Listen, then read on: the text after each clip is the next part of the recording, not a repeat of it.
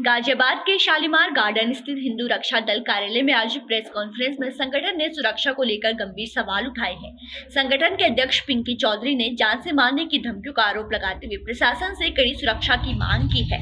हिंदू रक्षा दल कार्यक्रम में आयोजित प्रेस कॉन्फ्रेंस के दौरान संगठन के पदाधिकारियों ने दावा किया है कि अध्यक्ष पिंकी चौधरी को लगातार जान से मारने, गला काटने और कार्यालय को बम से उड़ाने की जैसी धमकियां मिल रही है। संगठन का कहना है कि संबंध में कई बार पुलिस में शिकायत दर्ज कराई जा चुकी है और कुछ मामलों में मुकदमे भी दर्ज हुए हैं। फिलहाल पुलिस द्वारा पिंकी चौधरी को 2 गनर उपलब्ध कराए गए हैं, लेकिन संगठन का आरोप है कि कार्यालय की सुरक्षा अभी भी पर्याप्त है। पदाधिकारियों का ये भी कहना है कि अन्य सदस्यों को भी खतरा बना हुआ है। संगठन के सदस्य सलीम वास्तविक पर हाल ही में हमला हुआ है।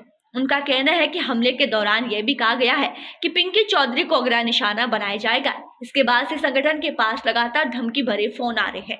वहीं हाल ही में लखनऊ में गिरफ्तार संदिग्ध आरोपियों से पूछताछ में हिंदू रक्षा दल कार्यालय में पिंकी चौधरी का नाम कथित तौर पर लिस्ट में सामने आया है, जिसके खतरे की आशंका और बढ़ गई है।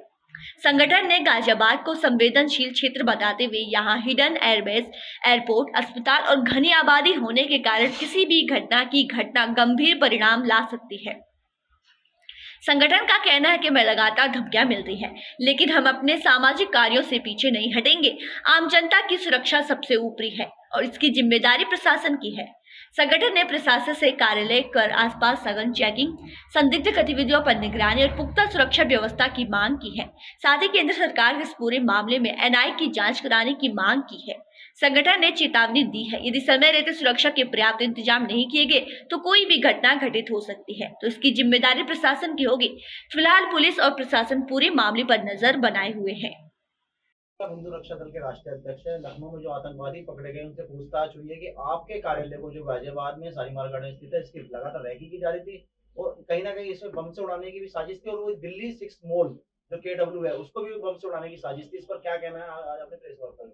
देखिए, हमने यही कहना है कि जिस तरीके से हमारे कार्यालय की रैकी की जा रही है, मेरी सारी गतिविधियों पर नजर रखी जा रही है। हमारे कई पदाधिकारी ऐसे हैं जिनकी सभी कार्य जितने भी हैं उनको भी धमकियां मिल रही हैं। तो इससे यही लग रहा है कि पूरे देश में अगर सनातन धर्म के लिए कोई काम कर रहा है तो हिंदू रक्षा दल पूरी ताकत के साथ काम कर रहा है। अपनी बहन बेटियों को बचाना और जितनी भी गतिविधियां हैं, हिंदू रक्षा दल पूरी ताकत के साथ काम कर रहा है। तो इसीलिए पाकिस्तान में बैठे हुए इनके जो यहाँ हमारे अंदर, भारत के अंदर जो आतंकवादी हैं, उनके जो आका पाकिस्तान में हैं, वो यहाँ बैठे हुए लोगों से हमारी रैकी करवाना, हमको मरवाना, हमको धमकी दिलवाना, इस तरीके का काम चल रहा है। हमारी भारत की इंटेलिजेंस क्या कर रही है, हमारे भारत के जैसे जितने भी विभाग हैं, जिन्हें ये देखना चाहिए कि हमारे देश में रहते हुए लोगों को अगर खतरा है, वो पाकिस्तान में बैठे हुए लोगों के अनुसार हमारे देश में लोग चल रहे हैं, तो क्यों चल रहे हैं, कारण क्या है। इन्हीं सब चीजों को लेकर के हमने जो है प्रेस कॉन्फ्रेंस रखी है और हमने ये भी कहा है कि आगे सुरक्षा की जिम्मेदारी आपकी होगी, क्योंकि मेरे पदाधिकारी जितने भी हैं वो पूरी ताकत के साथ संघर्ष कर रहे हैं, लड़ रहे हैं। तो इनकी भी जिम्मेदारी पुलिस प्रशासन को करनी है।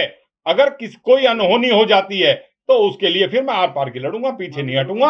और ऐसे धमकी देना, हमारे कार्यालय की रैकी करना और लखनऊ से पकड़े हुए लोग वो जानकारी दे रहे हैं। यहां पर मैं आपको एक बात बता रहा हूं, जब मसूरी में ये जो आतंकवादी यहां से ISIS से संबंधित लोग जो पकड़े गए थे, जो कौशाम्बी से पकड़े गए थे, उनके पास पूरा इनपुट था कि वो मुझे मारने के लिए आए थे। इसीलिए DCP साहब ने तुरंत आनन फानन में मुझे सुरक्षा दी थी कि आपको कहीं नहीं जाना है, आपको हम जो है गनर भेज रहे हैं।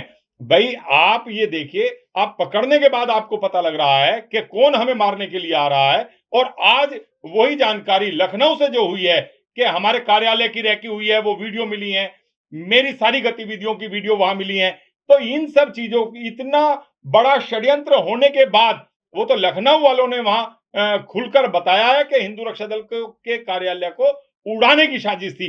औरों ने तो किसी ने अब तक बताया ही नहीं। या सलीम वास्तिक जी ने बताया है कि जब उन्हें मार रहे थे तो उन्होंने कहा था कि पिंकी को भी इसी तरीके से काटेंगे, उसके कार्यालय पर गए थे। तो ये सब जितने भी लोग हैं, जितने भी आतंकवादी हैं, ये सारे एक दूसरे से मिले हुए हैं और यही हमें सबको, जितने भी हिंदुत्ववादी योद्धा हैं, उन्हें मरवाने का काम कर रहे हैं। मेरे को तो ये समझ में नहीं आ रहा है कि हम पाकिस्तान में रह रहे हैं कि हिंदुस्तान में रह रहे हैं, पाकिस्तान में बैठे हुए लोग यहां के अंदर बैठे हुए लोगों से हमें मरवाने का काम करते हैं। और एक चीज मैं आपको क्लियर कहना चाहता हूं, हमारे यहां उत्तर प्रदेश में जो दारुल उलूम देवबंद है, ये आतंकवादियों का अड्डा है।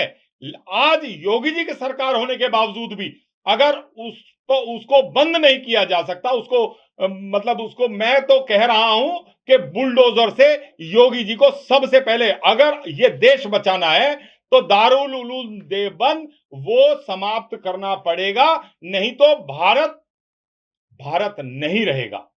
ये आपको स्पष्ट है। पाकिस्तान में जो ये स्थान है, लोकेशन है, इनके फोटो भेजे जा रहे हैं, हैंडल को भेजे जा रहे हैं, किस तरह ये बगला रहे हैं, युवकों को अपनी जाल में फंसा रहे हैं पाकिस्तान में बैठे हुए लोग।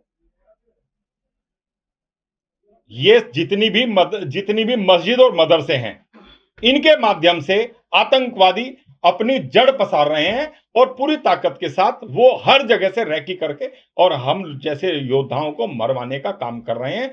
और जड़ जो है वो दारुल उलूम देवबंद है।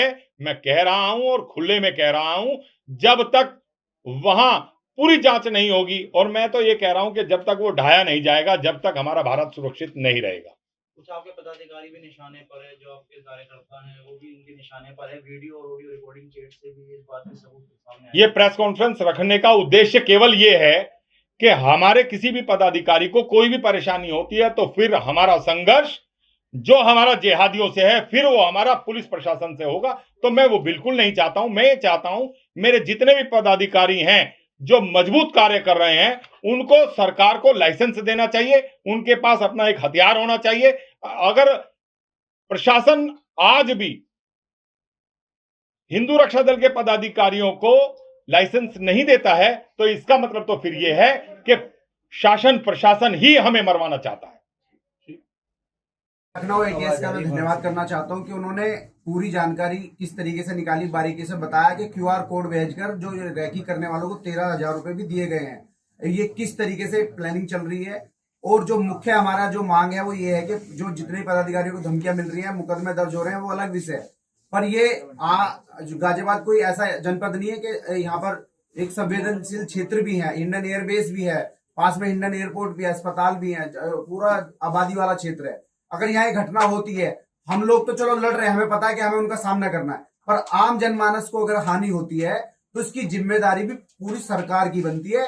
हम लड़ रहे हैं तो हम उनसे लड़ने के लिए तैयार है, पूरी तरीके मुस्तैदी से बैठे हुए हैं, पर हमारे कारण या लापरवाही प्रशासन के कारण अगर कोई भी घटना इस तरीके से घटती है तो उसका पूर्ण रूप से सरकार जिम्मेदार। क्योंकि ये तो लखनऊ की पुलिस या एटीएस का धन्यवाद करूंगा कि उन्होंने बता दिया कि आरोपी पकड़े गए हैं, वरना यहाँ पर खुलकर अभी तक किसी ने बात भी नहीं करी है, किसी ने कार्यालय पर आकर ये नहीं जांच करी कि हाँ भाई यहाँ पर क्या सुरक्षा के इंतजाम है, इस रोड पर पूर्ण रूप से कोई वाहन संदिग्ध तो नहीं खड़ा हुआ है, क्या जांच की उन्होंने अभी प्रक्रिया शुरू करी है। यहाँ गाजियाबाद पुलिस का ये रवैया, इतना सुस्त रवैया, इतनी बड़ी धमकी थ्रेट्स होने के बाद भी ये बिल्कुल बर्दाश्त से बाहर है। इसमें संगठन आज ये प्रेस वार्ता के माध्यम से आप पत्रकार भाइयों के माध्यम से बताना चाहता है, अगर 19-20 भी कुछ हुआ तो हम लोग और ताकत से, दुगनी ताकत से सरकार का भी विरोध करेंगे और इस लड़ाई को पूर्ण रूप से जारी रखेंगे। हम घर नहीं बैठेंगे और इस लड़ाई को हम पूरी तरीके से ताकत से लड़ेंगे। देश में 4 से 5 लाख स्लीपर सेल को हम जांच एजेंसियों से मांग करते हैं कि उनको तत्काल प्रभाव से चिन्हित करके